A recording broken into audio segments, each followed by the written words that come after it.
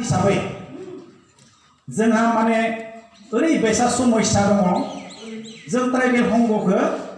जोंनि ट्राइबेल हंगखौ थारमाने जेबो नङा होनना सानना लायो किन्तु गासै मुल मन्त्र बर' हारि थांना थानायनि बर'नि जिखिनि हा हुनि मोनथाय साख्रि बाख्रिनि मोनथाय बे ट्राइबेल संघजों सिथाबफानानै दङ गासै बिथांखि गासै माने बाथ्रायानो डिमान्डफोरानो सिथाबफाना दङ नाथाय बै डिमान्डफोरखौ जोङो मावफुंनो हायाखै हायिनि मेइन थांखिया जाहैबाय मा जोंनिया राजखान्थिगिरिफोरा गोख्रों नङा गावबा गावनि थाखायल'सो हारिनि थाखाय जाथिनि थाखाय मोजां मोनसे साननानै मावफुंना लाबोनो हायाखै दा बेखौ जोङो बे दिनै बर' खौसे आफाद बेनि जरियते जोङो गासैखौबो जोङो माने मोजां मोनसे लामायाव लाबोनो हागोन होननानै आङो मोनसे फोथायनाय फैदों आरो जोंनिया दिनै जिखिनि जोंनि बर'नि जिखिनि राव बेयाव उपाधि जोंहा मा बर'आ बसुमतारी नार्जारी रामसियारी थाखाय बिभिन्नता जोंहा उपाधि दङ बेफोर जाबाय जोंनि मिथिखानाय सिनायजाखानाय जों जायखौ बुङो बर' हारिनि रेजिस्ट्रेशन उपाधि होनना बुंबाबो गोरोन्थि जाया दिनै जोंनि गेजेरावनो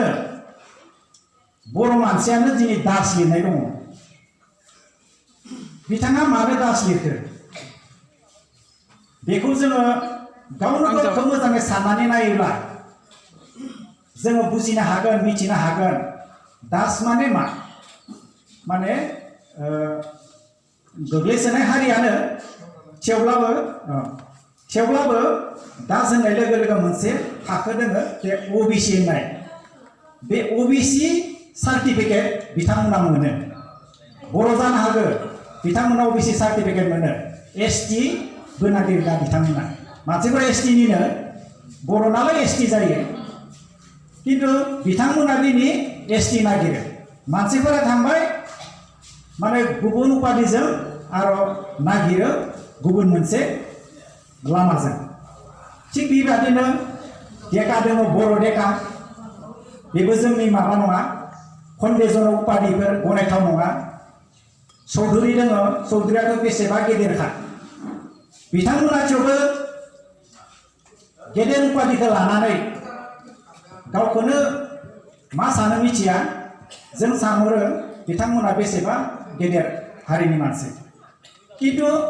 बिथांमोना जायफोरा चौधुरी बिथांमोना मा उद्देश्यनि थाखाय एसटि सार्टिफिकेट नांगौ जायो बिथांमोना गाव गावनो मोजाङै साननानै नायनानै माने सोदांना लानाया मोजां गाव गाव जि लिरबाय गोरोन्थिजों बा भुलिक्रमै सोरनिबा दिया परामर्श सोरनिबा बिथोन मथे बिथांमोना सिगां लिरदोंमोनब्लाबो जेरैबायसा दास डेका चौधुरी ठाकुर